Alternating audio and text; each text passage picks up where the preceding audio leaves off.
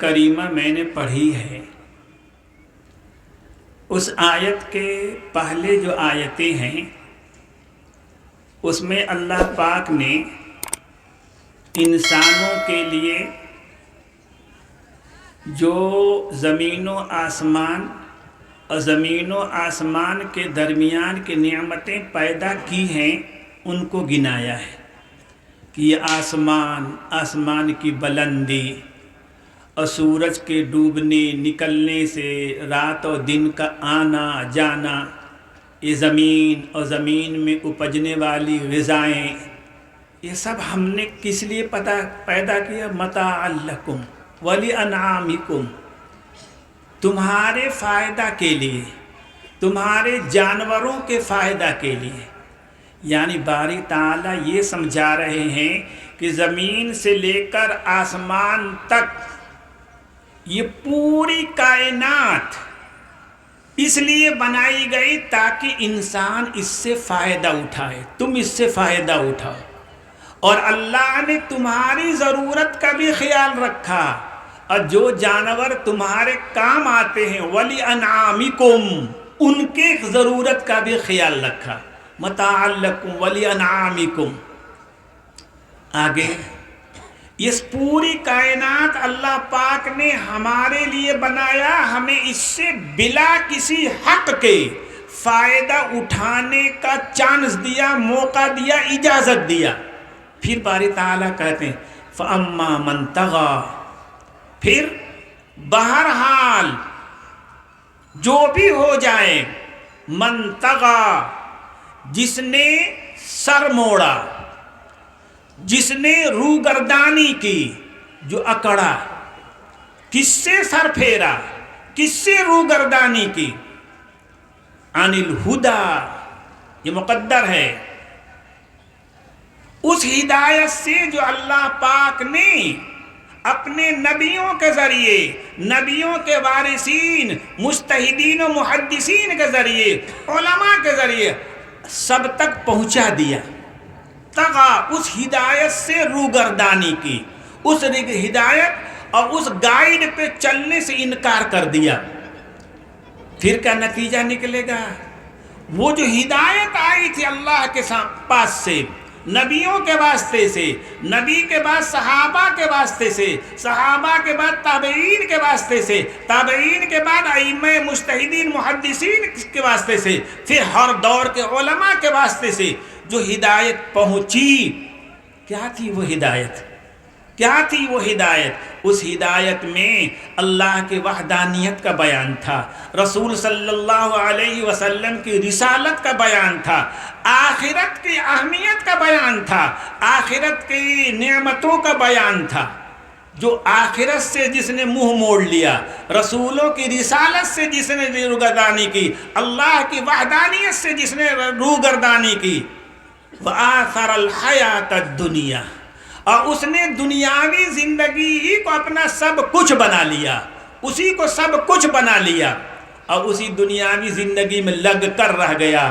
نہ روزہ ہے، نہ نماز ہے، نہ اللہ کی عظمت ہے، نہ رسول کی محبت ہے، نہ آخرت کی فکر ہے، لے دے کے صبح سے لے کر شام تک، شام سے لے کر صبح تک ایک ہی فکر ہے، دنیا دنیا دنیا۔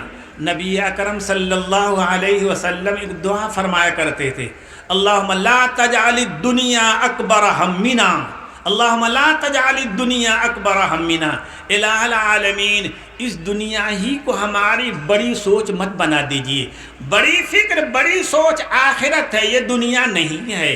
اللہ پاک کہتے ہیں اما من آثر الحیات الدنیا، جس نے اس دنیاوی زندگی کو آخری زندگی پہ، اخروی زندگی پہ ترجیح دی، اسی کو سینے سے لگا لیا، آخرت کو پس پش ڈال دیا۔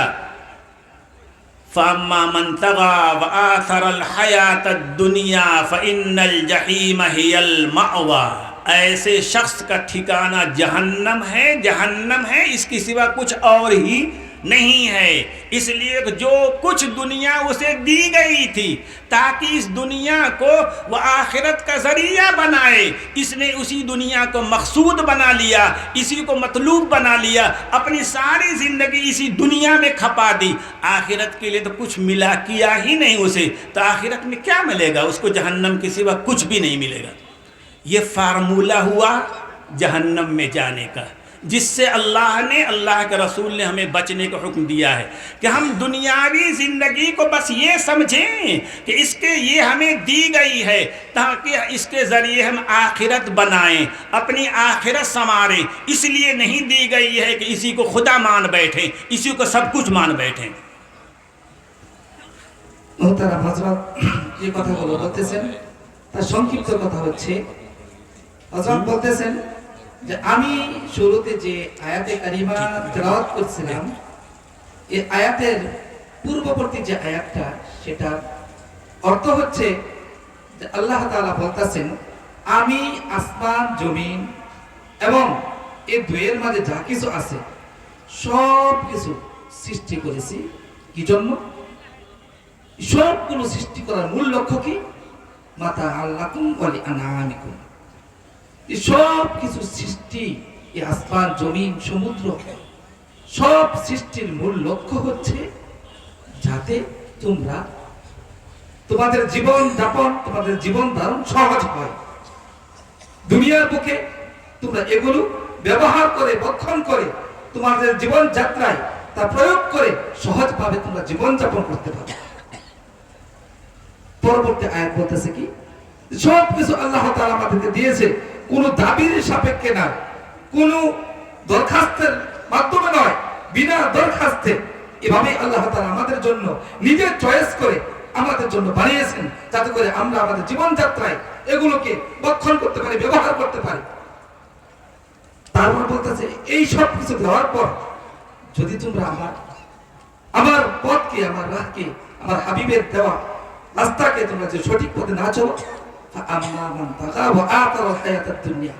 যদি আমার সব কিছু বক্ষণ করে, আমার দেওয়া নেমক ব্যবহার করে যে আমার পথে না চলো, তাহলে কি হবে?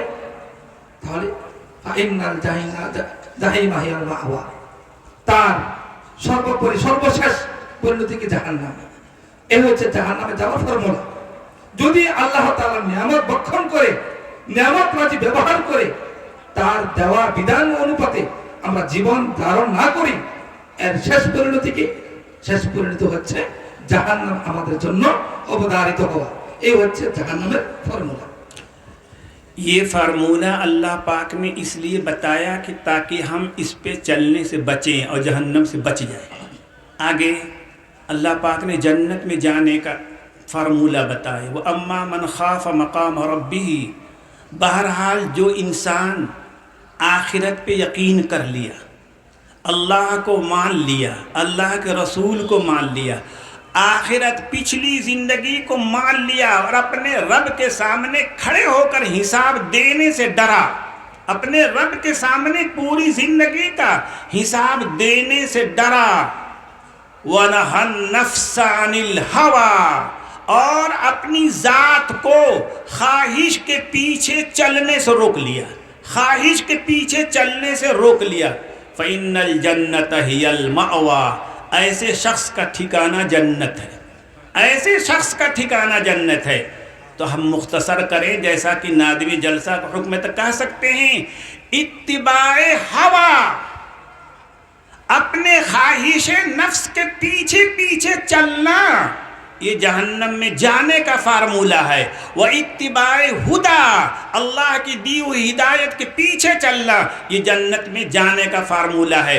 اللہ ہمیں جہنم کے راستے سے بچائے، جنت کے راستے پہ لگا دے۔ وآخر دعوانا ان الحمد للہ رب العالمین۔